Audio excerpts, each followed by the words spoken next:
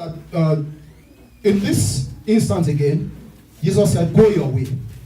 He did not force Bartimaeus to follow him. Hey, you come, you have to follow me. You remember I've done this for you, come. No. He always gives us our free will. Bartimaeus could have chosen to go around the city, showing off and lambasting all those that were molesting him, sending curses upon him. But no. When you receive your divine turnaround, don't go arguing with anybody. Even those that may have messed you up. Follow Jesus. That is the right thing to do. He chose to follow Jesus. Jesus also gave him the free will this time to go your way.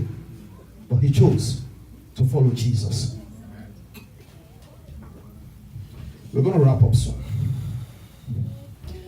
Now, in conclusion, if you have not learned anything out of this teaching, please learn these 4 things I'm going to speak about.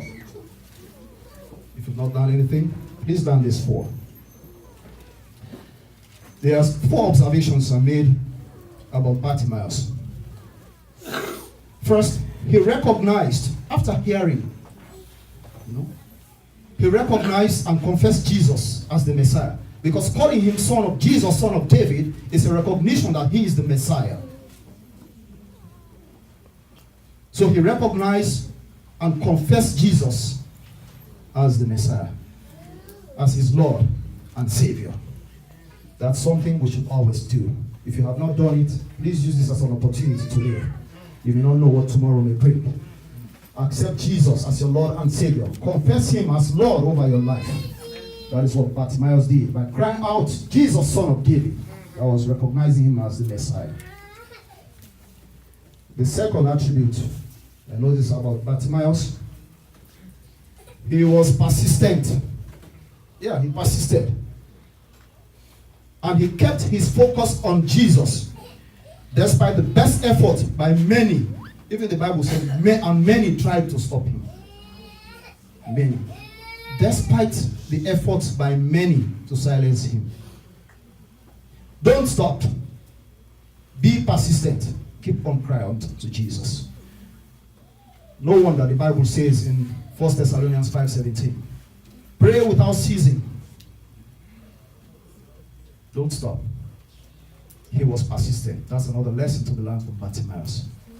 Despite the conditions he was in, despite the people, the world tried to stop him in his tracks. They tried to put obstacles in his way.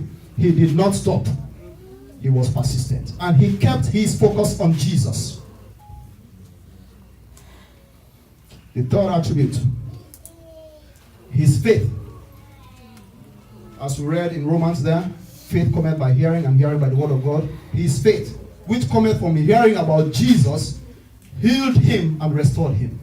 His faith. The bishop, the prophet, or whoever may have faith. But if you who are in your condition do not have the faith, you are very likely not going to get whatever you are asking for. So it is your faith, it is my faith that causes the restoration to take place, the healing to take place. So the faith of Bartimaeus caused him to receive his sight and his restoration. And lastly, and also very, very important, he expressed gratitude to Jesus for his healing and restoration. The question is, do we express gratitude to God for his many blessings? We are all too full of complaining. This morning, whilst I was teaching, I said here that when you go through some difficulties, even remind yourself and remind God about the things he did for you when you think you are going down so low. It will strengthen your faith.